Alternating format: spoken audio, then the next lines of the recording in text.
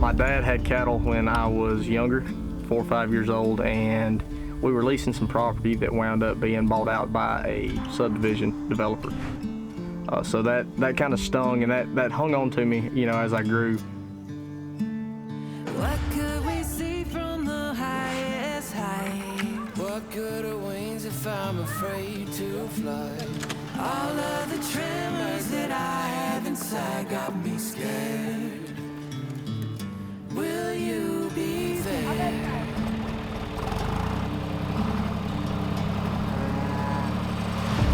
Ag has always been a huge part of our future and what we wanted for our own children, because it's a way of life that is just, you don't find very often anymore. And it's a way of life that, you know, produces character and integrity and hard work. He's like, what do you see? And I said, I see, you know, us shooting shotguns. I see us, you know, teaching lessons of hard work and discipline and things to our kids. You know, I see family events and things like that. All you gotta do is flip your girlfriend. My son could literally outwork probably a lot of grown men because he's been able to grow up here and be a part of this way of life. He is so die-hard in this place that it is amazing. I'm trying not to tear up as I talk about that, because that was exactly what I wanted. You know, that was what the purpose of buying the place, the driving factor behind doing that. My role here is watering the cows. My favorite things to do around here is dove hunting, making more firewood, riding around in my gator, swimming, checking on cows, watering cows. We were building for social media, just letting people see the behind the scenes of what it was taking to get, you know, beef to their table. I think that helped us grow a lot as far as people trusting us and, you know, buying into what we're building here.